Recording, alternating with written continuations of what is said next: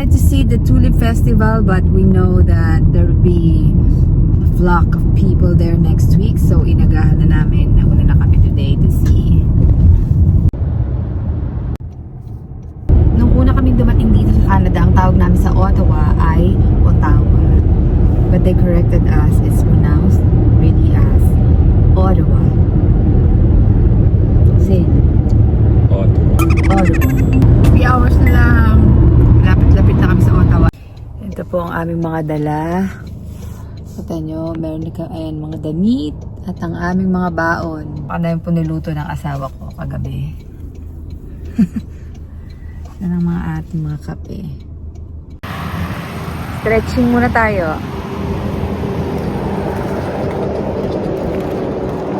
Para makakain ang ating driver. Thank you sa pawashon ng ESO. Lang. See there. Bell Marinas. Bell sa sentro ng Ottawa. Ito na po kami sa Canadian Tulip Festival area. So like, sa park na to, sa Queen Elizabeth, I don't know. So dito muna kami magla-lunch. Ang aking asawa. Ay, nauna sila. Yes? Kasi may umupo na dun eh. Nakahanap kami ng aming pwesto. Kain na! Such a nice weather today. We have rice. Lumpia. Lumpia. What else do we have here? Niluto po ito lahat ng asawa ko. May rice cooker pa kami doon. Dala kami rice cooker. Fried chicken. And of course, the nation's favorite. Na hindi napapanis. Adobo. Kung hindi pa nag-full bloom yung mga tulip. Yung mga iba ano pa lang, baby. Mga buko. But, it's okay. Next, ang hirap na nga maghanap ng parking ngayon. So, ano pa next week? 1 week lang naman kami nauna. Medyo nakaset up na rin yung park para sa next week. Nandiyan na ang mga portalet. Tsaka yung mga ano, mga tindahan. Mga stall ng food. Let's kumain. Siesta time. Tulog po yung driver.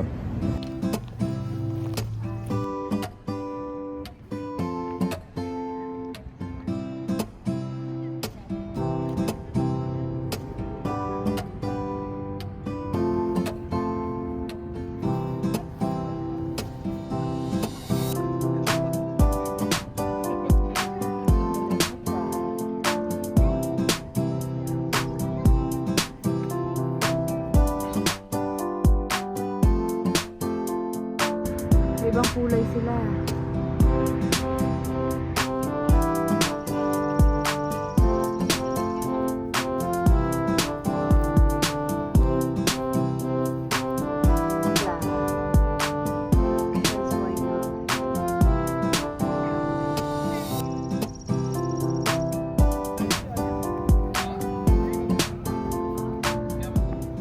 Ito bubot pa.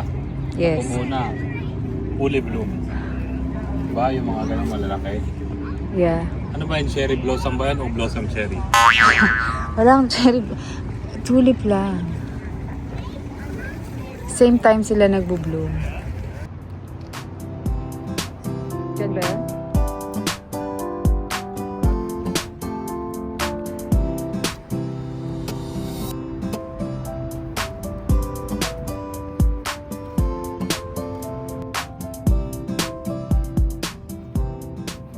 I guess, nagkakaroon din ng tulips dito pero wala pa siya.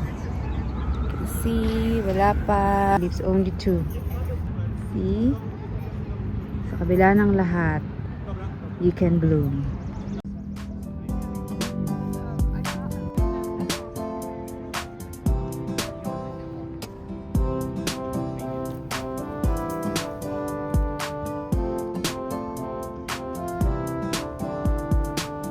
green pa. Hindi pa tumutubo kasi medyo napaaga kami. Medyo. Kung gabi na kami dumating dito. Maaga kasi. Kasi kami umalis ng bahay. Ano oras ka umalis? 6, kaya medyo bubot pa. Ano oras ka dumating? Ha? Ano oras ka dumating? 12, baka green talaga. You can see that many of the beds are planted in large blocks. In the 1950s, ayan nga yung storya niyan. Kasi nga, alam mo kung ba't bubot pa yan? April na. April na, nag-i-snow pa din. Kaya medyo hindi nakapagtanim ng maaga. Ito pa to Buna, medyo aabot next week to. Diba? Large bed of tulips. Tapos dilaw. Tapos May white, may violet dyan. Oh. Parang lavender yun. May amoy siya. Do you smell? Mabango. Ano mabango nga? Lapitan mo. Itong Tulip Festival ay to commemorate yung tulips gift ng Netherlands sa Canada after World War II. May ito yung kulay. Parang yung mga mga fake sa sa Cebu. Ano nga yung sa Cebu? Pinunta natin yun 100 roses yun. 100 roses. So, yeah. Pero ito tulips. Pero kamukha.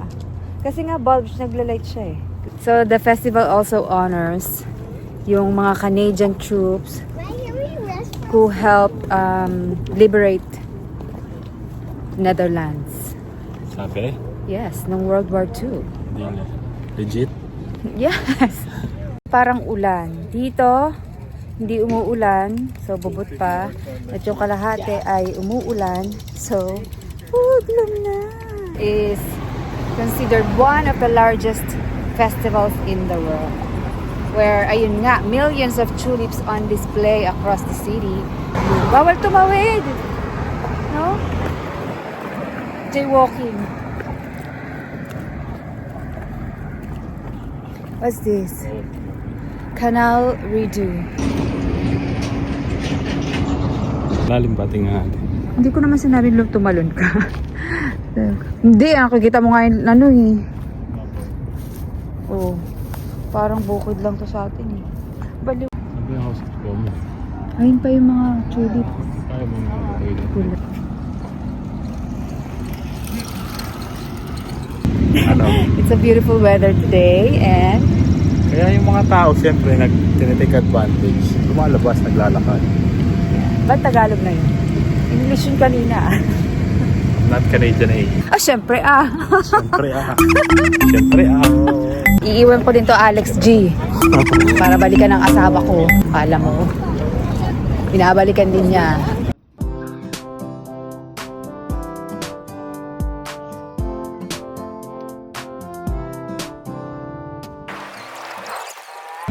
Tsaka nilalagay yung jacket ko sa labas. Ay, sana. Sa sasakyan. Oh! Saan ka pupunta? Hindi ko nga. Lalayo nun. Summer kasi ngayon, ba't nakapang winter ka? Parang, Mainit na yung ulo ko. ang layo-layo nun eh. Ang layo ng park. Shout out to Mikey. Kabahan ka na.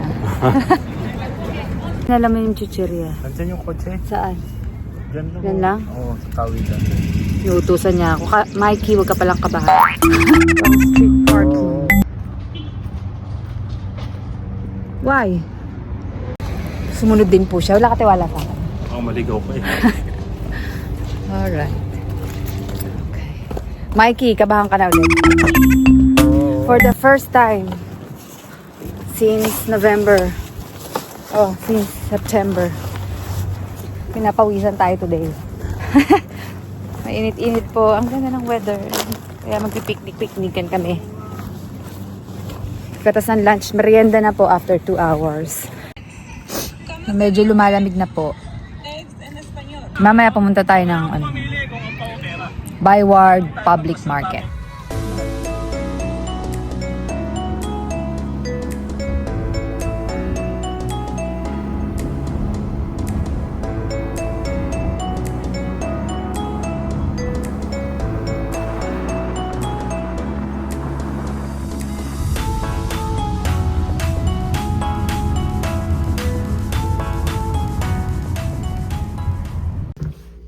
Okay. This is our humble abode for one night. Just one night. Okay. Not bad. That's a washroom. Anong ginawa mo dyan? Upang-upahan nga doon. Monthly 500. Laban na to sa atin. Yan ang kanilang washroom.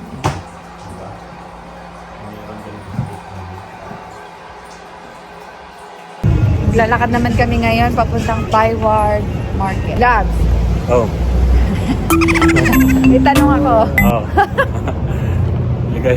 ligaya ka ha. Sino sa palagay mo mananalo sa eleksyon? Si Mark Carney o si Polian? Kahit sino sa kanilang dalawa, wala akong pakailan. Bakit? Asawa ko pa rin naman masusunod eh.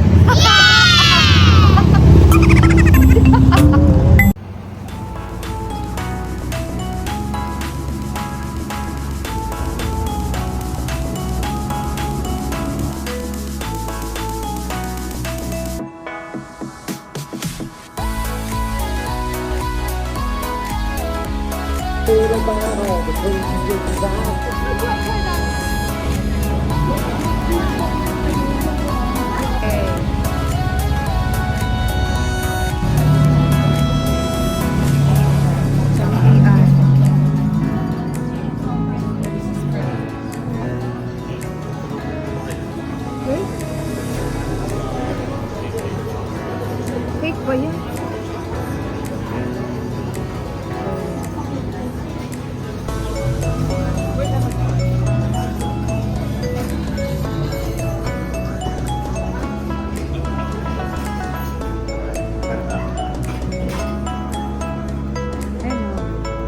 Perhaps fresh juice.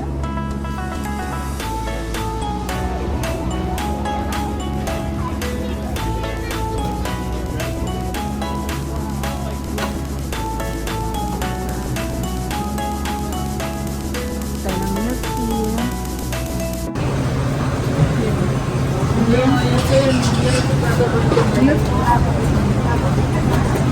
Milk tea, right?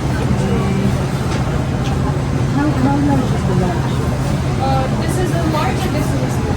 What do you want? Small, just small. Just small. Break time. Break time tayo.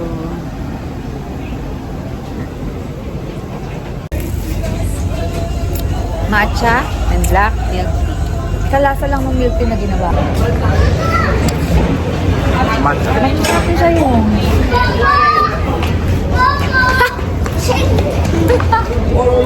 Tingnan mo. This is normal. This is Ay, no, masarap right? to, diba? Masasarap. Kaya akin lang to. Saan ka lang. Ganun ba yung alin?